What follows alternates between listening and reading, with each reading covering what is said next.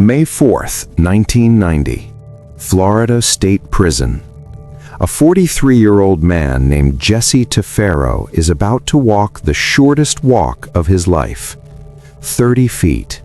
That's all that separates his cell from the room where he's going to die. He doesn't run. He doesn't cry. He nods at the men and women gathered in the observation room, the ones whose job it is to watch him stop breathing, and he sits down in the chair. Not just any chair, the chair. He's strapped in. Electrodes are fixed to his shaved head and to his leg. A wet sponge is placed between the electrode and his skull. He's allowed a few final words, something about the death penalty being arbitrary, capricious, random. And then the hood comes down, and the world goes dark. The chamber falls almost silent. You can hear reporters scribbling notes, and then the executioner flips the switch. A loud, throbbing jolt fills the room. 2,000 volts tear through Jesse Tafero's body. His chest heaves, his joints lock, his muscles seize. And then something happens that nobody in that room will ever forget. A jet of flame erupts from the top of his head. His hood is on fire, and underneath it, so is he. The smell hits the room next, the smell of a man being cooked alive. They cut the power, but he's not dead. His chest is still moving. There are sounds, wet, labored breathing coming from the chair. So they do it again, and then a third time. 7 minutes after the switch was first flipped, Jesse Tafero is finally pronounced dead. The reporters turn to the prison officials immediately. Is this normal? Do people usually catch fire in the chair? No, they're told. This isn't supposed to happen. But here's what they don't tell you, what they never really tell you, is that what happened to Jesse Tafero wasn't as far from normal as they wanted you to believe. Welcome to Dark Past. Today, we're talking about the electric chair, where it came from, what it actually does to a human body, and whether any of it at all, was ever worth it. Let's start with the sponge. The investigation into Tafero's execution found that the executioners had used a synthetic sponge instead of an organic sea sponge. That might sound like a minor detail, but it changed everything. An organic sea sponge conducts electricity through its moisture, sending the current directly to the brain, killing fast. The synthetic sponge did none of that. Instead, it boiled, dried out, and then burst into flames. Without that direct connection to the brain, Jesse Tafero didn't die quickly. He was just electrocuted slowly. But even when everything goes right, even when the sponge is correct, the voltage is dialed in, and the execution proceeds as planned, what happens inside the body of the person in that chair is nothing short of horrific. 2,000 volts of electricity generates an enormous amount of heat. Burns form at the entry point, the head, and the exit point, the leg. But everything in between is cooked too. Tissues, organs, muscles, sinews, all of it reaches temperatures of around 100 degrees Celsius. That's the boiling point of water. Beneath the hood, the condemned person's eyeballs begin to melt in their sockets. Blood vessels expand and rupture across the entire body. Internal bleeding causes swelling, discoloration. The body that comes out of that chair barely resembles the one that went in. The current also triggers every involuntary function the body has: urination, defecation, vomiting, all of it cooking in the chair alongside the condemned. Death, when it finally arrives, typically comes through cardiac arrest or brain damage. That is a standard execution by electric chair. That's not a malfunction, that's the design. The only thing unusual about what happened to Jesse Tafero was the visible flames and the fact that it took 3 blasts instead of the usual 2.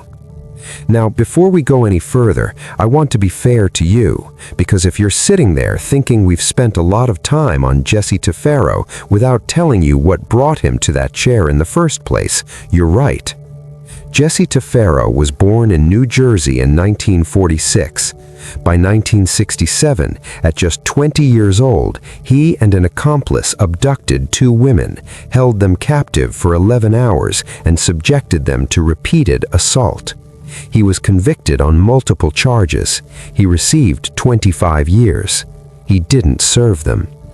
He made parole in 1974, and within 2 years he was back in trouble, this time in a way that would seal his fate permanently. Jesse was sleeping in his car. With him were his wife, Sonia Jacobs, their 2 young children, and a friend named Walter Rhodes. 2 police officers approached the vehicle. What happened next has been disputed ever since, but when it was over, both officers were dead. Judge Daniel Futch, nicknamed Maximum Dan for obvious reasons, sentenced both Tafero and Jacobs to death. Jacobs had her sentence reduced to life. Tafero, with his prior record, was shown no such mercy. He went to the chair in May 1990. Was Jesse Tafero a good man? No, the record speaks clearly enough on that. But here's where it gets complicated, and this is the part that the straightforward retribution argument doesn't want you to think too hard about. The justice system was not designed to be a machine for revenge. It wasn't built to ask, how much did this person suffer, and match it. It was built, or at least it was supposed to be built, to make society safer, more stable, more just. So the question isn't whether Jesse Tafero deserved to suffer. The question is whether making him suffer served us. And that's a much harder question to answer. To understand how we got here, we have to go back to the late 1800s. In the final decades of the 19th century, America was electrifying, literally. High-voltage power lines were going up in cities across the country. Streets were being lit. Factories were humming. It was the future, arriving in real time.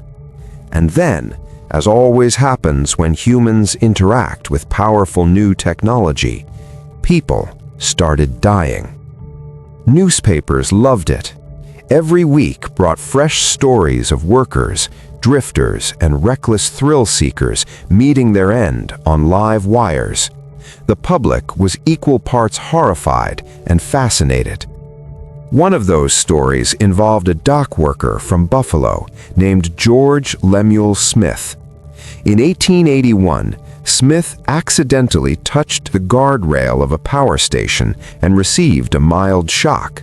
Apparently, he enjoyed it, because after a night of drinking, he broke back in, grabbed hold of 2 live connections on an electric dynamo, and died instantly. Darwin Award winner, tragic cautionary tale, but also, to one man in particular, a scientific spark. Alfred Southwick was a dentist. He was also an amateur engineer and a man with a curious mind. Watching Smith's instantaneous death, Southwick had a thought. If electricity can kill this cleanly and this quickly, could it be used for executions? He didn't test this on humans. He tested it on hundreds of stray dogs. By 1886, capital punishment in America was in crisis. The botched executions were piling up, and the public was turning against them. Hangings that were too short left men strangling at the end of a rope. Hangings that dropped too far decapitated the condemned. In Utah, a man at a firing squad leaped from his chair the moment the guns fired. Every bullet missed his heart, and he spent 27 minutes dying. Even by 19th century standards, this was too much. So the state of New York put together a commission to find something better. They called it the Gerry Commission, led by humanitarian Elbridge Gerry, alongside lawyer Matthew Hale, and, of course, Southwick himself. The guillotine was floated and rejected, too French, too revolutionary. A revised firing squad was dismissed, and eventually, in 1888, the commission made its recommendation: the electric chair. But then came the question of which electricity. In the 1880s, America was in the middle of what historians call the War of the Currents, a bitter commercial battle between Thomas Edison, who championed direct current, and George Westinghouse, whose system ran on alternating current. Edison's people, looking for any edge they could find, began publicly demonstrating how dangerous AC power was. They did this by electrocuting animals, including, memorably, a horse, to show crowds just how lethal Westinghouse's current could be. The irony was immediate. The judicial authorities watching these demonstrations weren't alarmed, they were interested. If AC could kill a horse that quickly, it could certainly kill a man. When the state of New York announced its first execution by electric chair, they chose Westinghouse's AC to power it. Westinghouse was horrified. He'd spent years trying to convince the public that his technology was safe, and now the government was going to use it to execute a convicted murderer. He personally funded the condemned man's legal appeal, hiring one of the country's most prestigious attorneys to argue that the electric chair constituted cruel and unusual punishment. The appeal failed. The man in the chair was William Kemmler, convicted of murdering his partner Tilly Ziegler with an axe during a rage-fueled argument. And on August 6, 1890, Kemmler walked calmly into the chamber at Auburn Prison, sat down, and told his executioners, "Take it easy and do it properly. I'm in no hurry." They flipped the switch. 17 seconds. 1,000 volts. The same they'd used to test kill a horse days earlier. One of the doctors declared Kemmler dead. A witness pointed out that he was still breathing. They charged the generator again, 2,000 volts this time. The New York Times reported that an awful odor began filling the death chamber. The flesh under the electrodes began to singe. The smell was described as unbearable. It took 8 full minutes to kill William Kemmler. George Westinghouse, when he heard, simply said, "They would have done better with an axe." You'd think that would have been the end of it. Surely a method that debuted with that level of barbarity would have been scrapped immediately. It wasn't. Over the next 2 decades, Ohio, Massachusetts, New Jersey, and Virginia all adopted the electric chair. Eventually, 26 states, more than half the country, were using it. In 1899, New York's Sing Sing prison became the site of the first execution of a woman by electrocution, when Martha Place was put to death for the killing of her stepdaughter. 2 years later, the man who assassinated President McKinley met the same fate at Auburn Prison. The chair had arrived, and the botched executions kept coming. In 1946, a young black man named Willie Francis in Louisiana cried out during his execution as the current hit him, take it off, let me breathe." The executioner's reported response, "You're not supposed to breathe, boy." He ran the current for another 30 seconds before realizing something had gone wrong.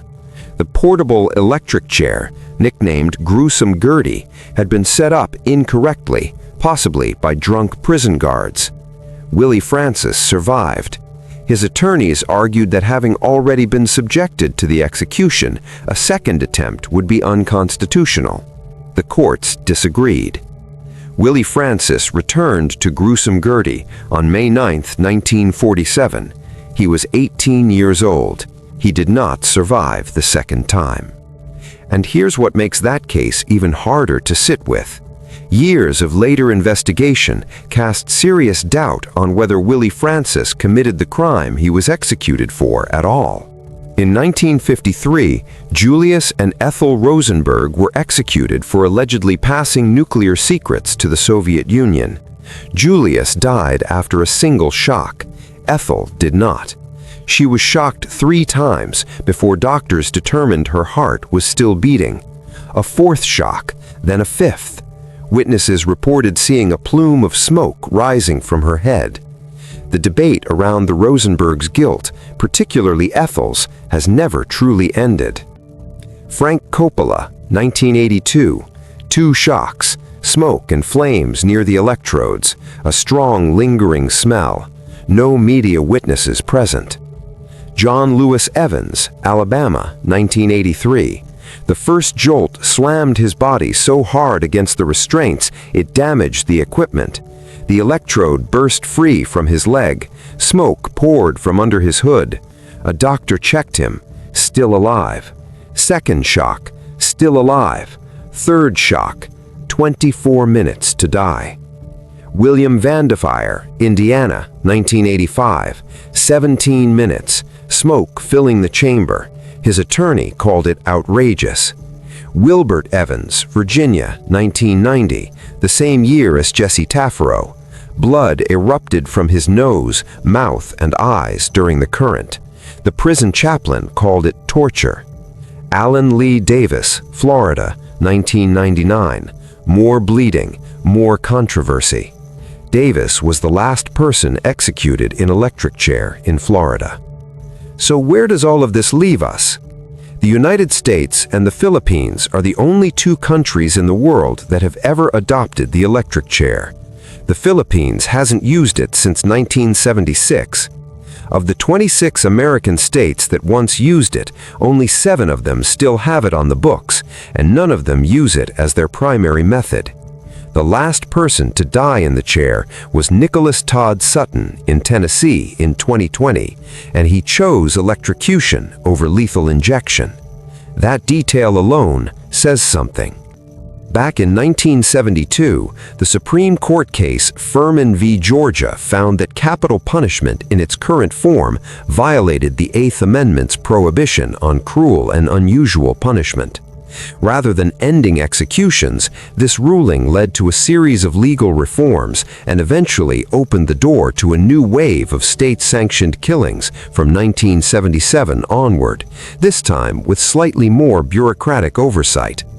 But the fundamental question never went away. Does this actually work? Does the electric chair, or capital punishment in general, make society safer? The data from Florida is instructive.